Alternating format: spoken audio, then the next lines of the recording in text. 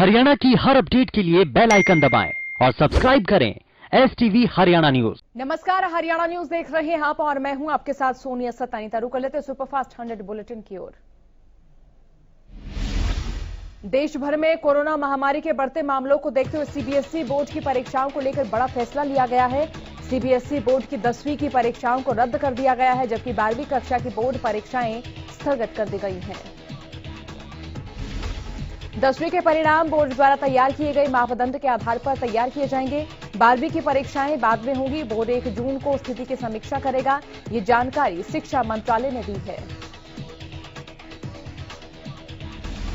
भारत में कोरोना संक्रमण की बेकाबू रफ्तार का कहर जारी है। देश में एक और जहां कोरोना मरीजों का ग्राफ तेजी से बढ़ता जा रहा है, तो वहीं कोविड के कारण मौतों की संख्या में भी इजाफा हो रहा है। पहली बार देश में रिकॉर्ड 1,84,000 से ज्यादा नए कोरोना केस सामने आए हैं। भारत में कोरोना के एक्टिव मामले अब 13 लाख के पार पहुंच गए हैं।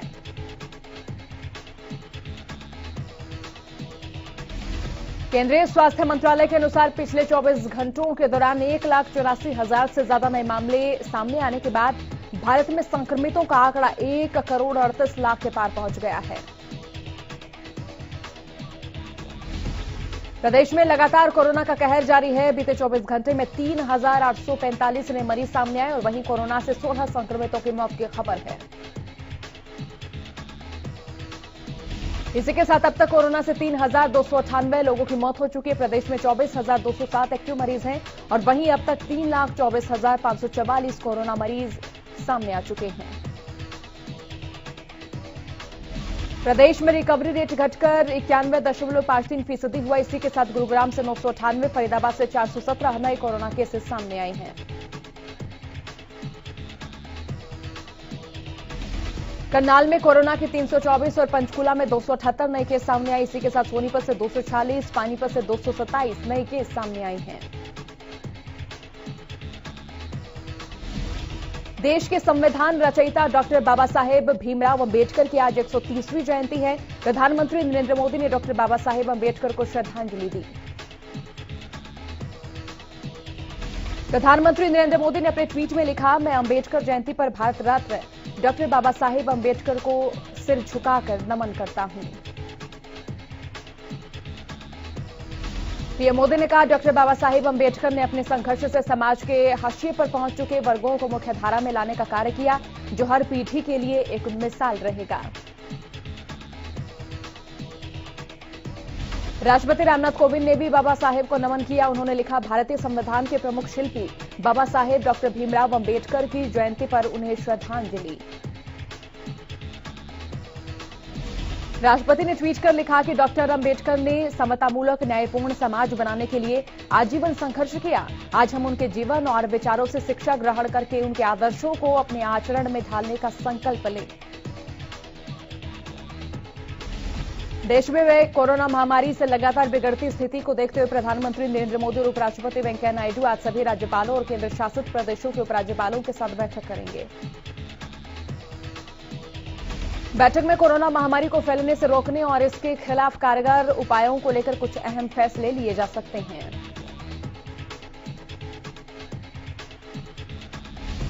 शाम 6 बजे होने वाली इस बैठक में प्रधानमंत्री एक बार फिर इस महामारी के खिलाफ लड़ाई में राज्यपालों की भूमिका पर बात कर सकते हैं। इससे पहले प्रधानमंत्री मोदी ने 8 अप्रैल को मुख्यमंत्रियों संग बैठक कर इस बात पर जोर दिया था कि राज्यों में कोरोना महामारी के खिलाफ उपायों और इसके प्रबंधन में राज्यपालों को शामिल किया जाना चाहिए। प्रधानमंत्री ने कहा था कि सभी राज्यों के मुख्यमंत्रियों पर इस समय बहुत ज्यादा जिम्मेदारी है। ऐसे में इस लड़ाई में राज्यपालों को भी शामिल किया जाना चाहिए। कोरोना के बढ़ते मामलों के बीच कई राज्यों के अस्पतालों में बेड की कमी देखी जा रही है। प्रदेश के गृहमंत्री अनिल विज का कहना है कि प्रदेश में संसाधनों की कोई कमी नहीं है। अनिल विज का कहना है कि अस्पतालों को लेकर पहले से सभी व्यवस्थाएं पूर्ण कर ली गई हैं। विज का कहना है कि अस्पतालों में पीपीई किट, बेड और दवाइयों की उचित व्यवस्था की गई है। कोरोना गाइडलाइंस पर बातचीत करते हुए अनिल विज ने कहा कि हमने पूरी तरह से पॉलिटिकल रैली पर रोक नहीं लगाई है और वहीं भीड़ को लेकर सरकार पहले ही नोटिस जारी कर चुकी है। इसी के साथ आउटडोर कार्यक्रम में 500 लोगों को ही एकत्र होने की अनुमति है। वहीं इंडोर कार्यक्रम के लिए 200 लोगों को एकत्र होने की अनुमति दी गई है। संविधान निर्माता बाबा साहेब डॉक्टर अम्बेडकर की 130वीं जयंती के मौके पर कई कार्यक्रम के जरिए उन्हें याद किया जा रहा है और इसी कड़ी में चंडीगढ़ स्थित हरियाणा विधानसभा परिसर में विशेष कार्यक्रम का आयोजन किया गया। इस दौरान सूबे के मुखिया ने बाबा साहेब भीमराव अम्बेडकर को श्रद्धांजलि देते हुए उनकी प्रतिमा पर श्रद्धा सुमन अर्पित किए। मुख्यमंत्री मनोहर लाल ने कहा कि अम्बेडकर जी सबके लिए शिक्षा के पक्षधर रहे। जब संविधान निर्माण का उन्हें जिम्मा सौंपा गया तो उन्होंने सबके विचारों को लेकर संविधान का निर्माण किया। मुख्यमंत्री मनोहर लाल ने कहा कि कश्मीर से धारा 370 हटाकर पीएम मोदी ने अम्बेडकर जी को सच्ची श्रद्धांजलि दी है। कुरुक्षेत्र विश्वविद्यालय में आयोजित बैसाखी उत्सव समारोह में मुख्यमंत्री मनोहर लाल ने शिरकत की। इस दौरान मुख्यमंत्री मनोहर लाल ने प्रदेशवासियों को नव विक्रम संवत की हार्दिक शुभकामनाएं दी।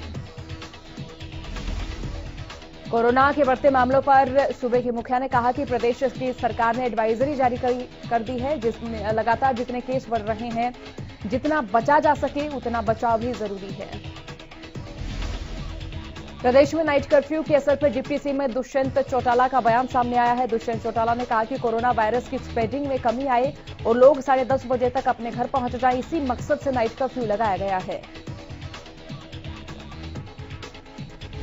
उन्होंने साफ करते हुए कहा कि लॉकडाउन नहीं, नाइट कर्फ्यू है। उन्होंने कहा कि कोरोना की बढ़ती रफ्तार को घटाने के लिए और चेन तोड़ने के लिए हरियाणा सरकार की ओर से प्रयास जारी रहेंगे। वहीं नाइट कर्फ्यू की वजह से हो रहे पलायन पर बोलते हुए कहा कि हरियाणा से पलायन की कोई सूचना नहीं है। दुष्यंत चौटाला ने कहा कि मैं अपील करना चाहूंगा, किसी को घबराने की आवश्यकता नहीं है। हरियाणा प्रदेश लॉकडाउन की ओर नहीं बढ़ रहा है। और उधर बीजेपी के राष्ट्रीय अध्यक्ष जेपी नड्डा से मुलाकात पर बोलते हुए डिप्टी सीएम ने कहा कि मंत्रिमंडल विस्तार एकमात्र विषय नहीं था। बॉर्डर पर जो किसान बैठे हैं उनको लेकर भी चर्चा हुई, जिसमें बातचीत दोबारा शुरू करने को लेकर भी बातचीत हुई है।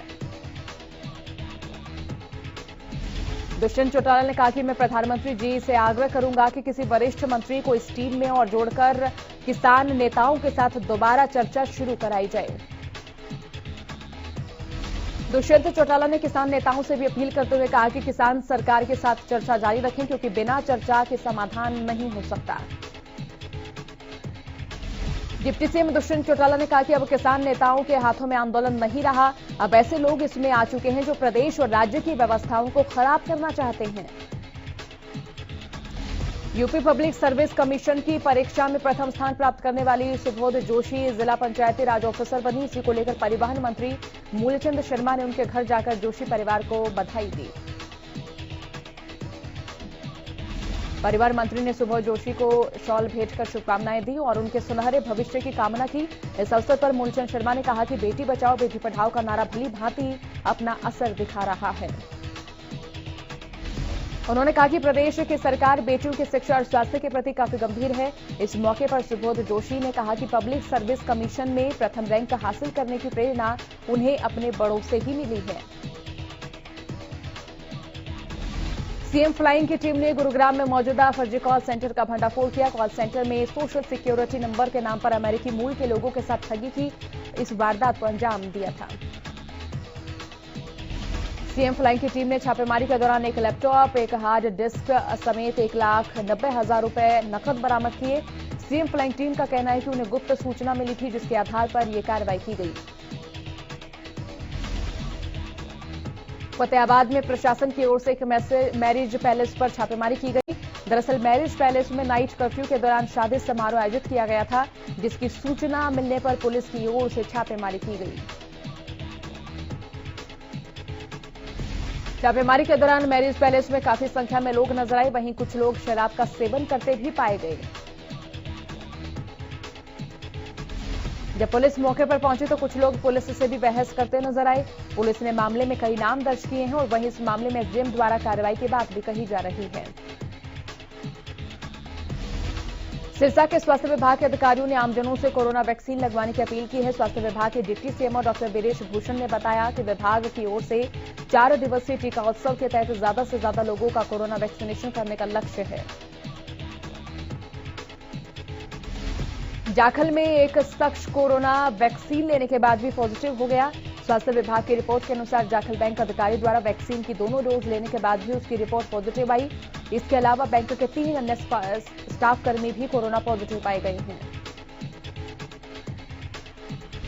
फिरोजपुर जिरका की नगरपालिका में लगने वाली पशु पैठ में इस साल कोरोना के चलते बोलीदाताओं ने बोली नहीं लगाई। हर साल नगरपालिका परिसर में पशु पैठ की बोली लगती है। पिछले साल ये बोली 2.5 करोड़ रुपए गई थी, लेकिन इस बार कोरोना का असर पशु पैठ पर भी नजर आ रहा है। पानीपत में निजी बस संचालक नियमों की अवहेलना कर रही बस संचालक बसों में ठूस ठूस कर सवारियां बैठा रहे हैं। जब हरियाणा न्यूज की टीम ने बसों का जायजा लिया तो कंडक्टर ने हरियाणा न्यूज के संवाददाता से भी बदसलूकी की। हरियाणा सरकार के स्कूलों को बंद करने के फैसले पर federation of private school welfare association ने प्रेस कॉन्फ्रेंस की। एसोसिएशन के प्रदेश अध्यक्ष कुलभूषण शर्मा का कहना है कि छात्रों के अभिभावक छात्रों को स्कूल भेजने के लिए सहमत हैं। सरकार को इसमें कोई दिक्कत नहीं होनी चाहिए।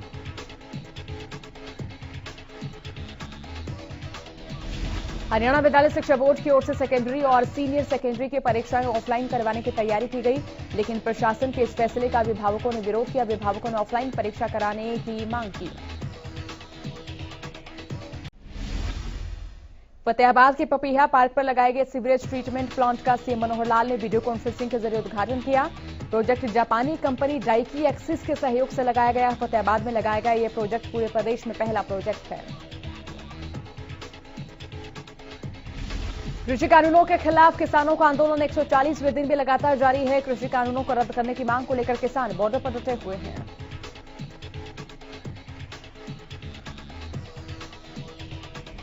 भिवानी में डॉक्टर भीमराव अंबेडकर की जयंती के मौके पर कार्यक्रम आयोजित किया गया। इस कार्यक्रम में बीजेपी के प्रदेश अध्यक्ष ओम प्रकाश धनखड़ और कृषि मंत्री जेपी दलाल सम्मिलित हुए। मीडिया से बातचीत के दौरान ओपी धनखड़ ने कहा कि किसानों की ओर से नेताओं का जगह जगह विरोध करना सही नहीं है।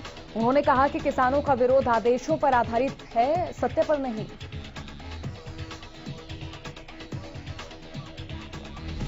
प्रदेश में गेहूं की फसल की कटाई अपने चरम पर है। किसान अपना गेहूं लेकर मंडी में बेचने के लिए आ रहे हैं, लेकिन मंडी में गेहूं रखने के लिए जगह नहीं है। गोहाना अनाज मंडी में भी मंडी के बाहर लाखों टन गेहूं खुले आसमान के नीचे पड़ा हुआ है। मंडी में गेहूं तरवाने की जगह नहीं होने से मंडी के अंदर और बाहर लंबा जाम लगा रहता है। अनाज मंडी के आड़तियों ने बताया कि मंडी में गेहूं के ढेर लगे हुए हैं।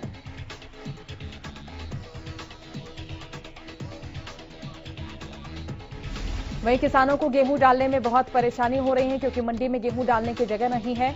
मंडी के बाहर लाखों टन गेहूं पड़ा हुआ है, क्योंकि गेहूं का उठान नहीं हो रहा, जबकि उठान नहीं होने के कारण लेबर का नहीं होना बताया जा रहा है। रतिया में गेहूं की खरीद सुचारू रूप से न होने और बारदाना की कमी होने पर नाराज किसानों ने सरकार के खिलाफ जमकर नारेबाजी की। इस दौरान किसानों ने अधिकारियों पर खरीद में मिली भगत के आरोप लगाए हैं। किसानों ने कहा कि गेहूं की खरीद को लेकर सरकार की नीयत में खोट है और सरकार किसानों की गेहूं की फसल खरीदने में दिक्कतें खड़ी कर रही है, जिसे वो किसी भी सूरत में सहन नहीं करेंगे। किसानों ने कहा कि अगर बारदाने की कमी पूरी नहीं की गई और गेहूं की खरीद सुचारू रूप से नहीं की गई तो वे मार्केट कमेटी के मेन गेट का ताला लगा देंगे।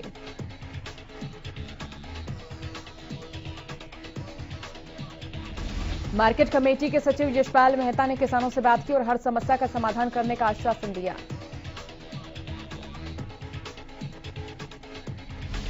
इंद्री अनाज मंडी में गेहूं की सरकारी खरीद में हो रही अव्यवस्थाओं को लेकर आढ़ती और किसानों ने अनाज मंडी के बाहर करनाल यमुनानगर सड़क को जाम कर रोष प्रदर्शन किया।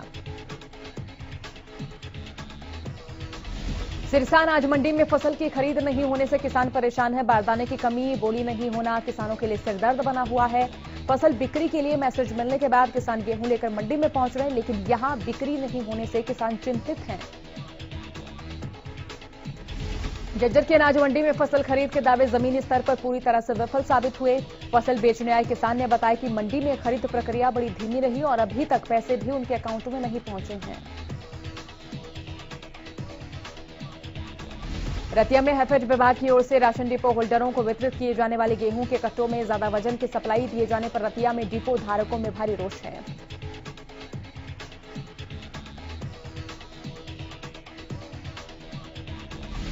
इस समस्या को लेकर डिपो यूनियन के सदस्यों ने डीसी को मामले की शिकायत की। डिपो होल्डर यूनियन के सदस्यों का आरोप है कि उन्हें डिपो पर देने के लिए जो गेहूं के कट्टे दिए जाते हैं उनका वजन 52 किलो के हिसाब से दिया जाता है, जबकि अनाज मंडी में ये 50 किलो के होते हैं।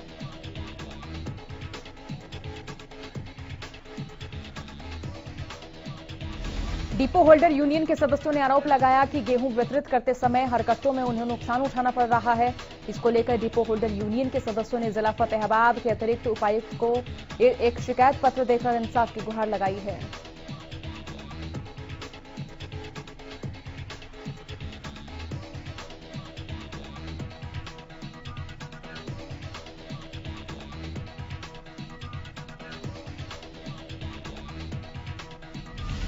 Haryana bureau of public enterprises के चेयरमैन सुभाष बराला ने मंगलवार को चंडीगढ़ में अपने कार्यालय में न्यू ज्वाइनिंग आईएएस अधिकारियों के साथ अनौपचारिक बातचीत की।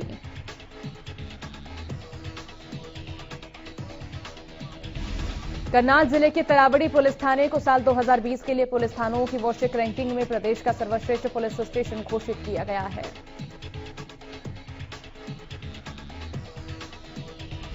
पिहोवा में लगभग 20 एकड़ खड़ी गेहूं की फसल में आग लग गई। सूचना पाकर मौके पर पहुंची फायर ब्रिगेड की टीम ने कड़ी मशक्कत के बाद आग पर काबू पाया।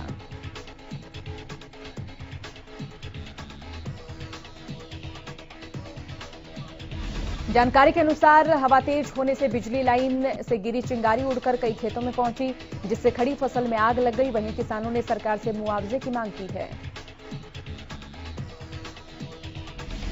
संविधान निर्माता डॉक्टर भीमराव अंबेडकर की जयंती के मौके पर फतेहाबाद के लघु सचिवालय में कार्यक्रम आयोजित किया गया।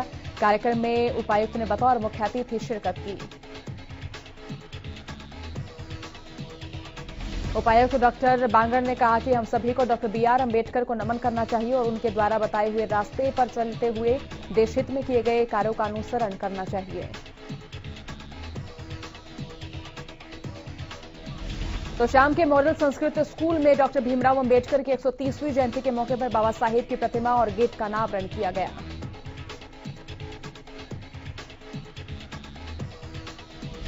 कार्यक्रम में मुख्य अतिथि के तौर पर आईएएस राजेश कुमार पहुंचे, जिन्होंने प्रतिमा का अनावरण किया।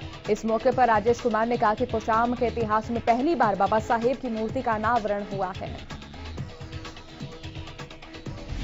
करनाल के बड़ा गांव के खेत में गेहूं की खड़ी फसल में आग लग गई। आग लगने की सूचना तुरंत दमकल विभाग और पुलिस को दी गई। सूचना के बाद पहुंची दमकल की टीम ने आग पर काबू पाने की कोशिश की। आग इतनी भयंकर थी कि जब तक इस पर काबू पाया गया तब तक 16 एकड़ से ज्यादा की फसल जलकर राख हो चुकी थी। इस घटना से किसानों के चेहरों पर मायूसी है। बताया जा रहा है कि खेत में तैयार गेहूं की फसल की कटाई 1-2 दिन में होनी थी।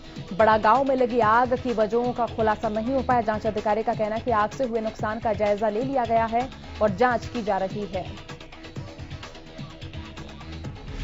अंबाला के नारायणगढ़ में दोस्तों ने मामूली कहासुनी के बाद अपने ही दोस्त पर हमला कर दिया। घायल युवक को चंडीगढ़ पीजीआई भर्ती कराया गया। हमलावरों ने युवक पर उस दौरान हमला किया जब वो स्कूल से घर जा रहा था। थाना प्रभारी गुरमेल सिंह ने बताया कि पुलिस ने मौके पर पहुंचकर कार्रवाई करते हुए 4 नामजद समेत 7 आरोपियों के खिलाफ जो है मामला दर्ज किया। इस मामले में पुलिस ने अब तक 4 आरोपियों को गिरफ्तार किया।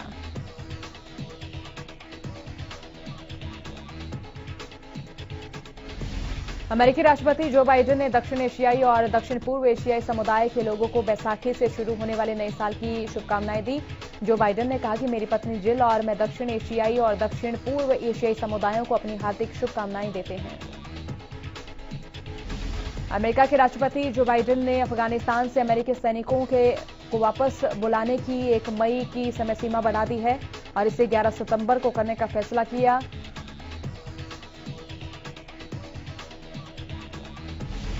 पेरू में हुए एक बस हादसे में 20 लोगों की मौत हो गई। बस ड्राइवर जब पारोबंबा जिले पहुंचा तो अपनी बस का संतुलन खो बैठा, जिससे बस पलट गई। बैसाखी पर शुभकामनाएं देते हुए ब्रिटिश सिख एसोसिएशन ने कहा कि सिख समुदाय भटके हुए सिखों से दूर रहे, उनसे किनारा करे। एसोसिएशन अध्यक्ष लॉर्ड रॉमी रेंजर ने कहा कि कुछ सिख कनाडा और यूनाइटेड किंगडम में रहते हुए भारत के खिलाफ जहर उगलते हैं।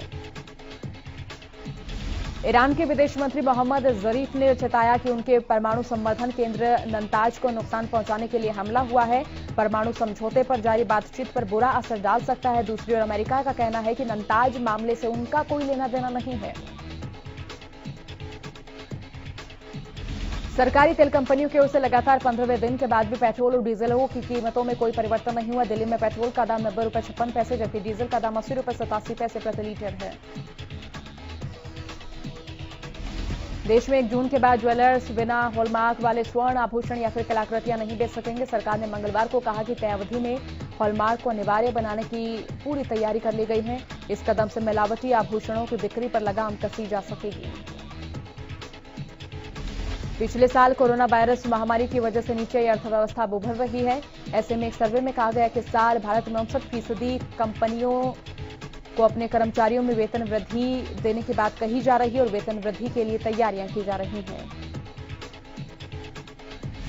सरकार ने कोविड-19 वैक्सीन के लिए इमरजेंसी अप्रूवल दे दिया है, जिसके बाद शेयर बाजार में बढ़त दिखेगी। सेंसेक्स 661 अंक की तेजी के साथ 48,544 अंक के साथ बंद हुआ।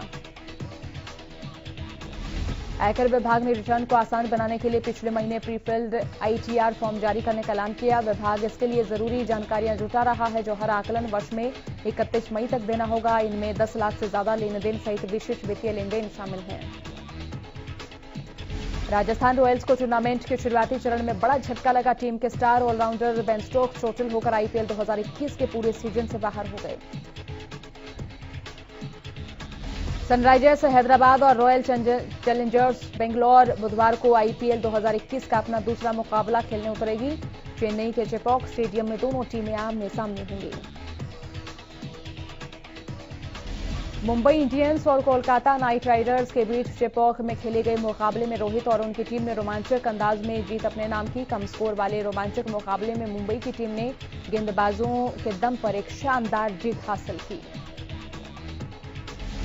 न्यूजीलैंड के कप्तान केन विलियमसन को मंगलवार को देश के वार्षिक क्रिकेट पुरस्कारों में सभी प्रारूपों में अच्छे प्रदर्शन के लिए 6 साल में चौथी बार प्रतिष्ठित सर रिचर्ड हेडली पद के लिए चुना गया और साथ ही वो साल के सर्वश्रेष्ठ टेस्ट क्रिकेटर भी बने। ओलंपिक चैंपियन कैरोलिना मारिन और दुनिया के नंबर 1 खिलाड़ी केंतो मोमोता 11 से 16 मई तक होने वाले इंडिया ओपन सुपर 500 टूर्नामेंट में भाग लेंगे, जो कोरोना महामारी के कारण दर्शकों के बिना ही खेला जाएगा। कोरोना के बढ़ते मामलों के बीच कई बॉलीवुड सितारे संक्रमित हो चुके हैं। वही अभिनेता आशुतोष राणा भी कोरोना संक्रमित पाए गए। उन्होंने खुद इस बारे में सोशल मीडिया के जरिए जानकारी साझा की। तारक मेहता का उल्टा चश्मा शो फैंस के लिए काफी मनोरंजक साबित होता रहा है और वहीं शो का पसंदीदा किरदार दिशा बकानी की वापसी को लेकर पिछले कुछ वक्त से कई तरह की अटकलें लगाई जा रही हैं, लेकिन शो के प्रोड्यूसर असित मोदी ने इस पर चुप्पी तोड़ते हुए कहा कि दिशा के वापस लौटने की जो बात है वो आखिरकार सच होने वाली है।